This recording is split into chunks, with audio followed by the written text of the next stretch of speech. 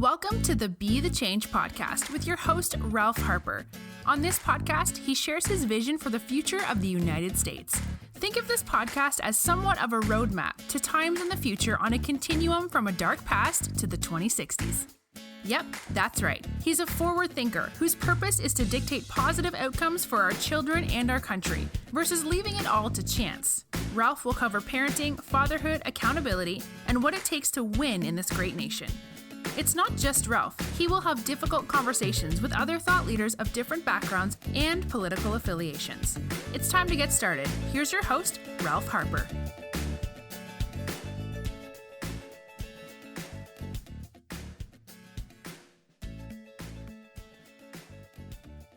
Hello everybody, it's me and I'm back in the saddle. I'm excited to be back because I'm finally done writing and editing my book, and I'm here to talk about that today. I've gone through a number of iterations in terms of trying to figure out what the title of the book should be, but this is where we landed. The title of my new book will be Own the Change: How Black American Children Can Further the Next Cultural Movement. Already I've gotten some challenges in terms of a question about why Black American children. But I want to make it clear, I have made a conscious decision to place an accountability on African American children to lead the way in this movement going forward in terms of a plan I have to breed absolute best-in-class talent. So this doesn't necessarily mean that other children of all races and backgrounds can't be a part of this. It's just that I'm clearly a little bit biased, and I really want to see Black American children leading the way on this quest to the 2060s. My book is about a continuum of Black American history from the end of slavery in the 1860s through to civil rights and voting rights in the 1960s, and going all the way forward to the 2060s decade, to the end of the 2060s decade. The book cover features Abraham Lincoln, Martin Luther King, and former President Barack Obama. My decision to do that was very strategic, and I want to talk about that because I've gotten a lot of feedback and a lot of flack about my choice. Or my choices. I have been writing Own the Change for at least the last year and a half. There's a good chance it's been much longer than that. And over that process, I have spoken with a lot of my friends about the book, and because I was just very excited. I've been very excited about this book, and I'm stoked right now to know that soon it's going to be published. So if you are a close friend and you're listening to this podcast, then you know that at some point I have told you something about this book. And you also know that along the journey, as I wrote chapters, I would come to the gym and I'd talk to my friends, and I'd talk just at normal social gatherings about my book. And because I've just been stoked about it, because I really believe in my heart what I'm doing is the right thing to do. But if you have been in my realm, in my circle, then you know that I've talked about this book. And I talk about specific things that I wrote, and I've told you what I've done. I've told you why I did it. Some of what I've done may be controversial. I don't expect everyone to agree with my choices in terms of what I wrote, in terms of decisions I made about certain things related to my candor, my decision to place accountability on certain people and certain groups of people, my candor in terms of just being honest about where we are and where we should be and where we could be. Those kinds of things I thought were just very important to get on the table, because I believe that when you know in your heart what the problem is, or what the perceived problem is, then that's when you know you have an opportunity to do something about it. And again, a lot of what I have done was very strategic because I really want to inspire people to say, hey, listen, you know what? We have a real chance right now, a very legitimate and real chance to take some action, to do something to enhance the life outcomes of our young children if we could just guide them the right way and guide them appropriately. So that's where I am, and it's been a long journey, and I'm really, really, really psyched about what we're about to do in terms of launching this book and launching not just a book, but because I believe so much that this book project is so much less about the book sales and that stuff. It's more about us getting the message in the book to as many children around the country as we possibly can. And that, to me, is the most important thing. We have to get a message to the children of the United States of America about the things that they need to be doing to be successful in this country. And a lot of the stuff that I talk about, it's non-negotiable. These are the absolute things that our kids need to know, and things that some of you who are listening right now, had you learned the things that I talk about in my book, had someone told you the things that I talk about in this book when you were a child, had they told you and had they guided you the right way, I'm willing to bet there's a number of you would pause and say, wow, that's true. Many of us have learned the hard way what it takes to be successful in the United States of America, and we can't afford to keep missing opportunities to give our children the answers up front so that they know exactly how they should be comporting themselves in ways that will ensure their life outcomes will be positive and enhanced and so much better. And ultimately, they will get to the end of the 2060s decades with prosperity, success. And ideally, it's not just these kids who will grow up to be adults, but their children and their children's children will be impacted by this. So it's time right now to go to work. About a month ago, I hired a marketing company to come in to take a look at my strategy for the country regarding the book and book sales and so on, and the social media things that I'd like to do to reach as many people as possible. And a part of that marketing has to do with bringing people on board who are willing to serve as advocates for what I have called the 2060s Project. And the 2060s Project has to do with the idea that there's absolutely no way that I can get this message to all the kids that need to hear it. Therefore, I need other people on board to support me in this process.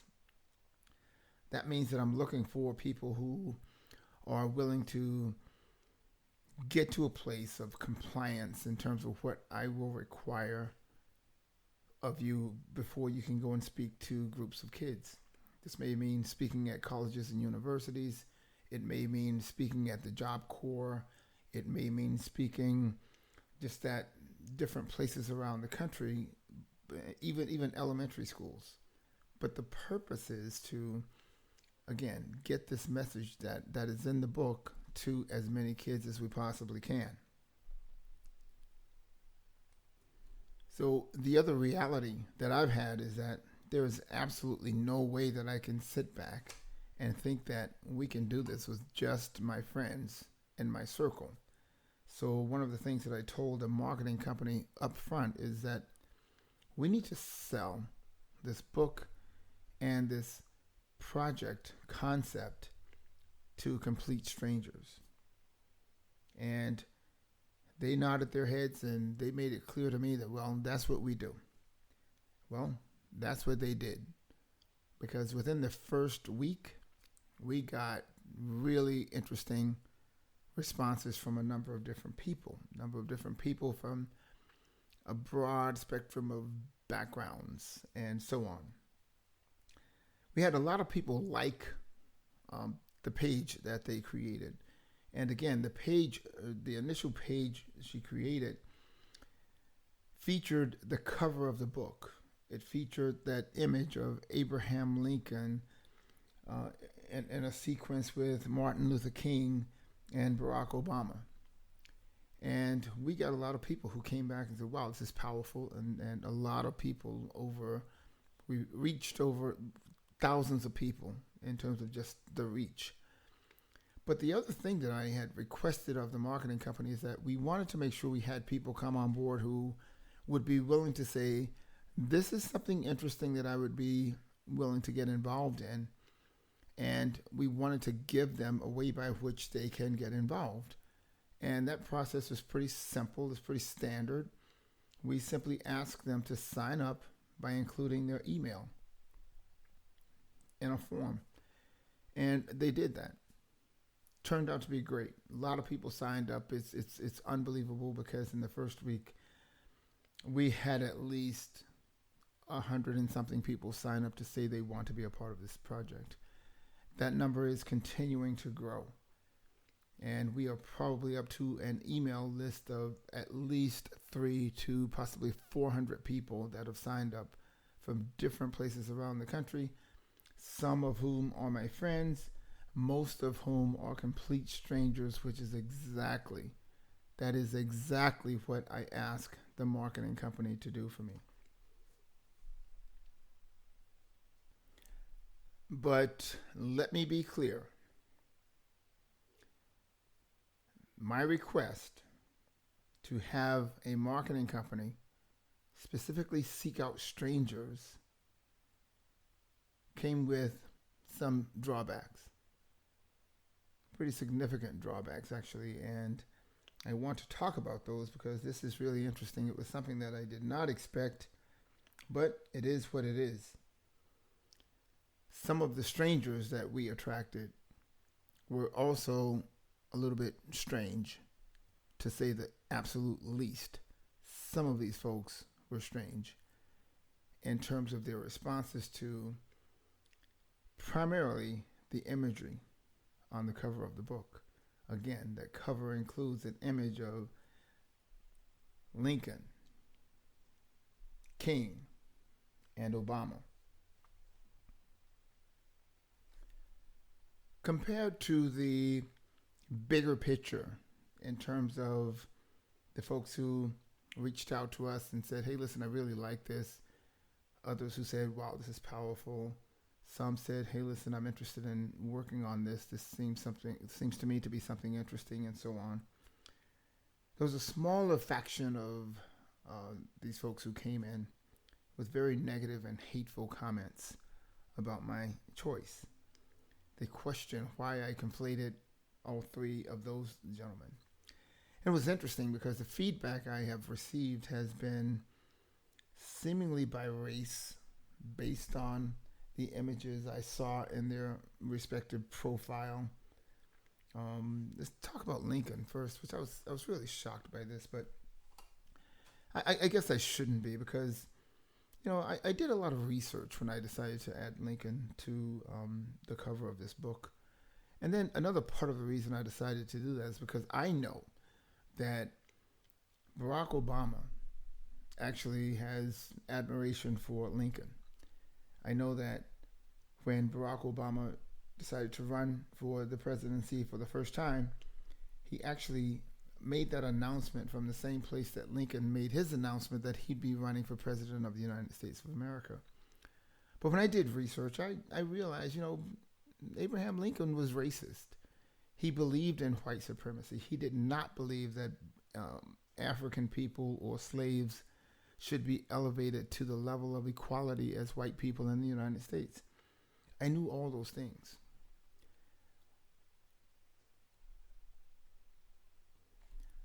But I also know that Abraham Lincoln laid the foundational basis for Black Americans to be free in this country.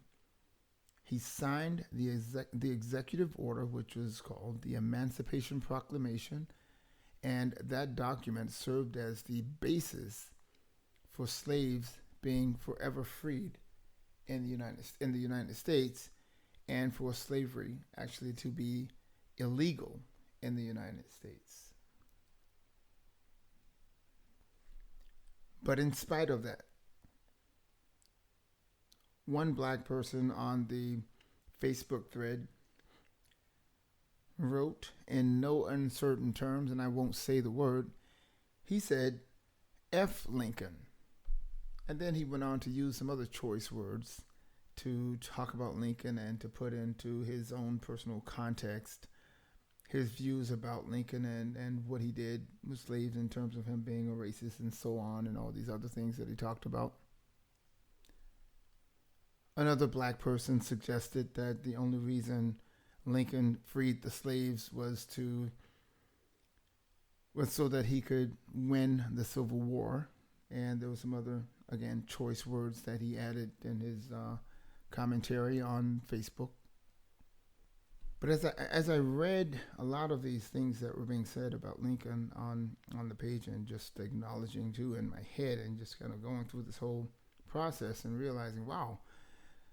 But actually, Lincoln played a pretty significant role freeing the slaves. So I got to a place of thinking, wow, this is like the man who has a heart attack, and a woman comes over to give him CPR. She compresses his chest repeatedly. She saves his life, and several weeks later, that same man whose life that woman saved, he wants to meet her. He meets her and he says, hey, listen, I understand you're the woman who saved my life, but while you were doing that, I could feel you pressing on my chest so hard that you hurt my ribs.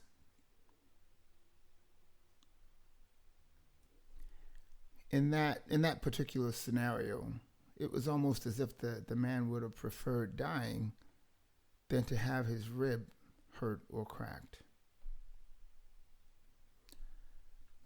All of this was kind of a wake-up call for me. For some reason, I really didn't expect those kinds of responses from Black American men and women. It was an uncanny experience for me, but it was the reality. And I know that this is the tip of the iceberg, because I can imagine that when my book is released, these are the kinds of responses I will get to the cover of the book. The interesting thing about my experience with that exchange with different people on Facebook was that in some cases when I responded and I said, hey, listen, but my book is about the future. And I just simply decided to put Black American history into context. We've always done that. We have always put our history into context. Alex Haley wrote a book, Roots. That was some of the most gruesome history for Black American people. And quite honestly, I can't even bear to watch that movie. It still frustrates me to this day. But that book put our history into context. I made a conscious decision not to go there, not to go as deep. But I thought it was important for us to, and especially our children, to have an understanding of where we've come from, so that they can fully appreciate how important it is to do things differently as we go forward to the 2060s. That is my goal. But when I ask ordinary people, some of those same people who started to denigrate Lincoln and Martin Luther King and Barack Obama, when I said to them and say, hey, listen, but my book is about the future. So, yeah, at some point, when will we get past that history and stop being so consumed with that so we can focus on the future and the notion of guiding our children forward. And then all of a sudden I heard crickets. Those same individuals who were so loud and so arrogant about making sure that they got their little hit in to talk about Lincoln and Martin Luther King and Obama.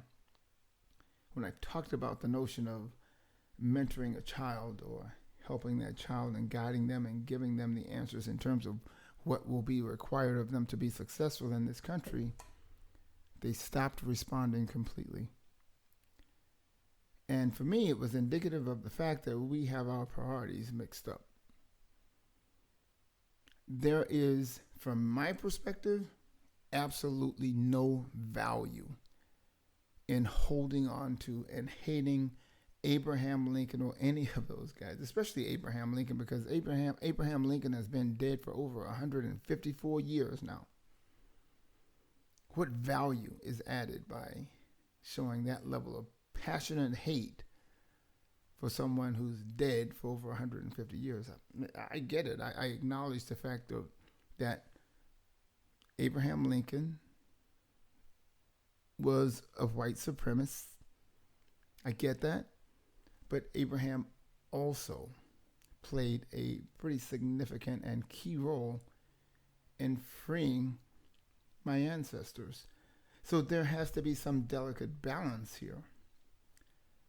Minimally, for the sake of us moving on and for the sake of us taking our children on a journey that will ensure that their lives and their children's lives and their children's children's lives will be better and different than the ones that many of us have experienced to this point in the United States of America.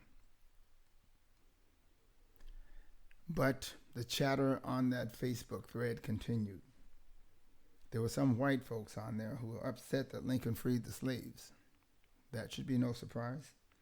They seem to be upset regarding the outcome of the Civil War. Again, that should be of no surprise. And then they talked about Martin Luther King. A lot of them called him a womanizer.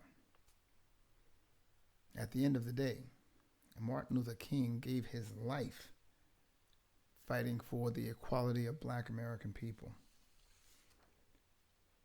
But we seem to rather hold on to the negative stuff and fall short of appreciating the fact that someone cared enough to try to get us to a place of just being equal in the United States of America. And when it came to Obama, blacks and whites, I'm shocked at how many black people just don't like Barack Obama. They said he didn't do anything for black people while he was in office. And I've heard other people say this too, and they just point out that Barack Obama was not the president of Black America. He was the president of the United States of America. I agree, Barack Obama could have done more. The good news about Barack Obama, and the reason I included him on the cover of my books, because I have a fundamental expectation that Barack Obama is going to play a role supporting us going forward to the 2060s decade. And I have that fundamental expectation primarily because this is what he has said on national television. He committed on national television.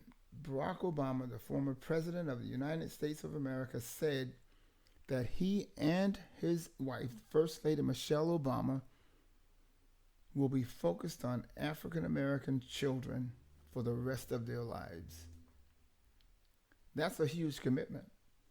And my book, and me personally, is counting on the former president to step up to the plate and to make this whole thing possible. Because again, everybody might look at me and say, "Hey, listen, you may not have the right answer," but I can tell you that when I think about reading, there's absolutely no alternative to that.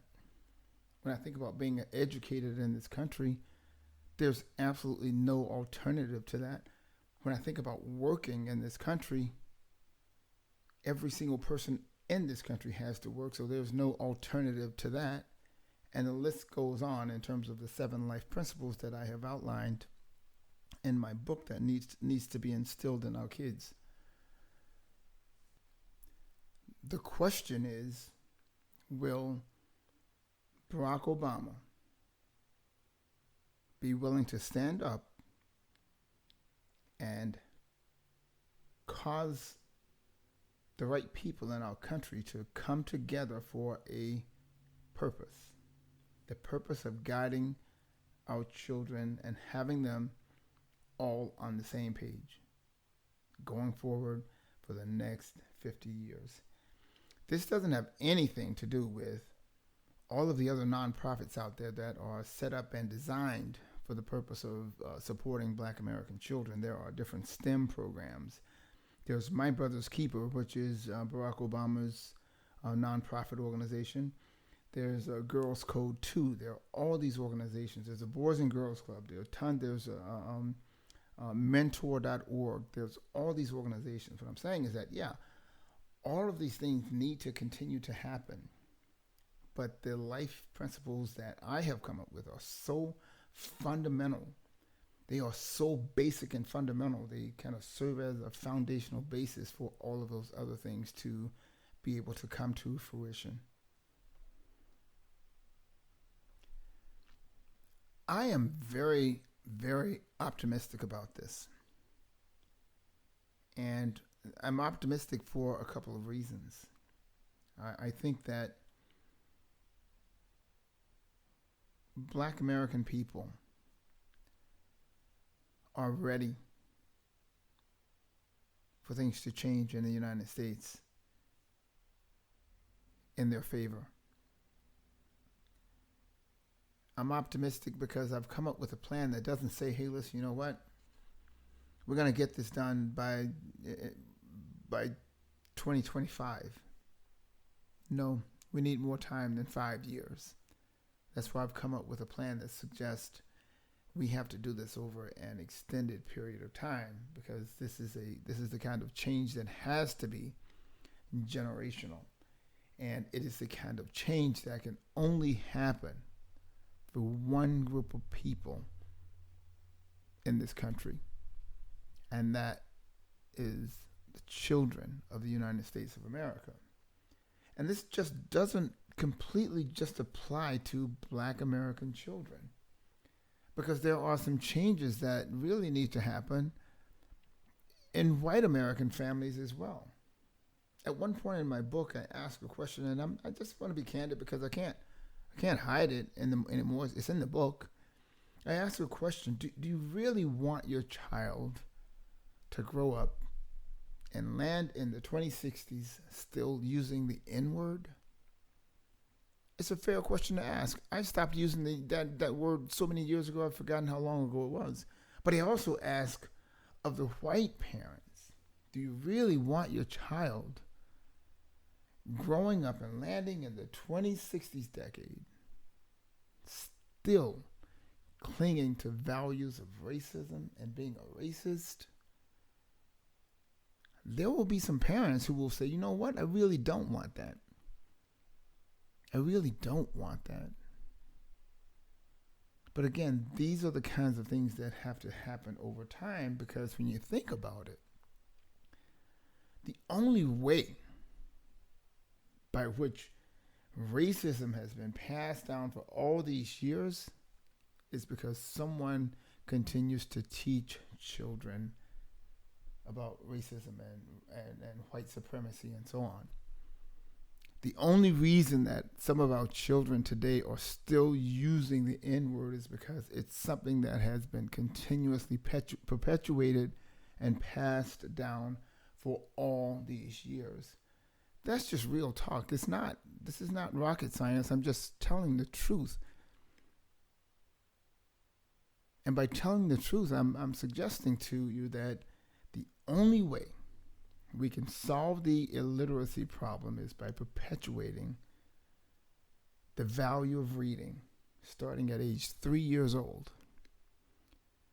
The value of working, starting at age 10 years old. the value of being educated. All these things have to start early in our kids' lives, because I can tell you right now, the child who starts reading at 3 years old, by the time that child is 8 years old, that child will be reading not because you are insisting that he or she reads, but because they want to read. They will want to read, and they would rather forego playing any game than to just read and attain knowledge. And that is the way. That is the way to solve this problem. And I don't think there's any other way to do it. I really don't think there's another way to do this. So we just have to know and just understand and appreciate first where we are, and then understand and just respect the fact that, hey, listen, you know what? It's not going to happen if we sit idly by.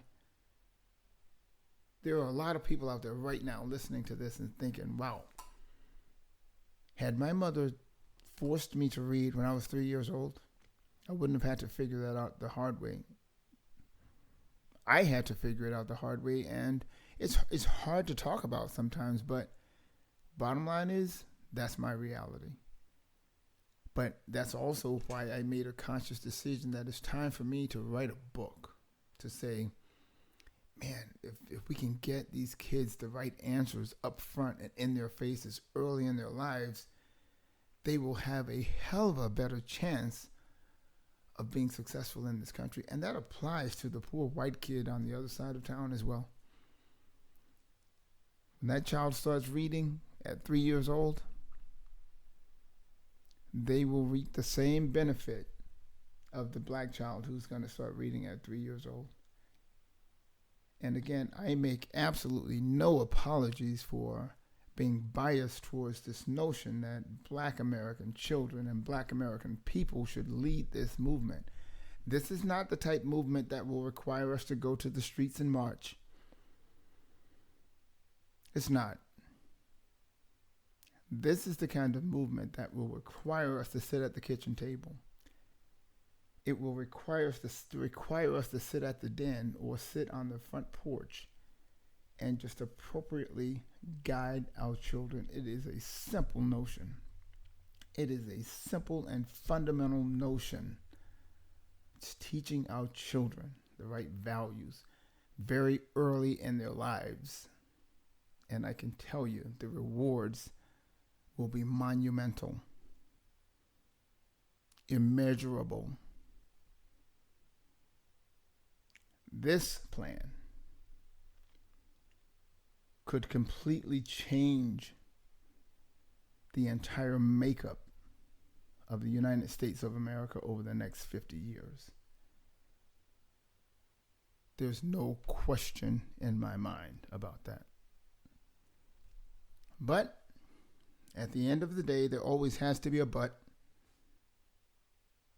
There will be challenges. There will be challenges. One of the biggest challenges will be that we have to convince people that, there's absolutely nothing we can do to change our past. There's nothing we can do to change our past. It's just not. It's history. The other big thing will be the notion of coalescing, bringing people together to focus on a common movement, a common cause. In order to do that, we're going to need fundraising. We're going to need money to go make some of this stuff happen. We just have to figure it out, because in my book, I added some suggestions in terms of what I think we should do. But that's the kind of thing that needs to be done with the right people in the room. And I'm not that guy. I'm not the international celebrity guy who can call up Oprah and say, hey, listen, Oprah, we need your help down here. We're trying to get this national thing going. No, we need other people involved in this to make this work. But I can tell you that is something that I perceive will be a pretty significant challenge. But in order for any of this to work, we have to also convince people to be forward thinkers. I have become a forward thinker. I've decided not to dwell on my past and my history anymore. I used to. And to do that, I had to forgive. It's been hard to forget, but I make it clear that, and I've forgiven people for some of the things that have happened in my lifetime. But I did that because it would have been hard for me to move on. And I know that it's going to be hard for a lot of people to move on so that we can focus on the bigger picture prize. But somehow we have to muster up the energy and the courage and the will to do it. So that's where we are. And again, let me tell you something. I cannot tell you how excited I am about the fact that this book is going to be released. And it probably won't be released for a few months because that's what the publisher does. But they have made it clear to me that strategically, they will be printing the book soon, within the next 2 months. And we will start our pre-order process probably within the next week or so. And in that pre-order process, you can go to ralphharper.com. There's a lot of stuff on that site, a lot of content, a lot of images, a lot of pictures. There's other things in places where you can shop and buy things. We are asking people to join the movement and to come out and help us. You can also do that at the 2060s.com. THE, the numbers 2060 with an S on the end of it.com. And so those are the two places you can buy the book and come on board to help us out. We're looking for people. We're going to be looking for speakers. Again, we want people who are willing to come on board and read the book, which is a part of becoming compliant in terms of what you need to do to be able to speak on behalf of the 2060s Project, on behalf of ralphharper.com. But we're ready to bring people on board to get them up to speed. And it's going to be fun. And we're going to make a big deal out of this. And ideally, it's going to be fun in a way where we, everything is going to be positive, and there will be some value, not just intrinsic value, but there might be some monetary value included in this process of doing the right thing by our children. So news at 11. And I just want to say thank you so much for joining me today. I know this has turned out to be much longer than I had anticipated, but I appreciate you taking a moment to hear me out. I will be picking up on this and doing more of these podcasts in the upcoming days, and we'll have them staged, but I want to get back on track of doing a weekly podcast, and I hope that you will come to listen to us and invite other people. I would so appreciate that. Thank you so much, and God bless. Thank you for joining us on Be the Change. Be sure to subscribe today and don't forget to rate and review so we can continue to bring you the best conversations. Visit ralphharper.com for show notes, resources, and events. To support Be the Change, please join our patron community at patreon.com/Ralph Harper. Be the Change returns the same time next week and is brought to you by the 2060s Project.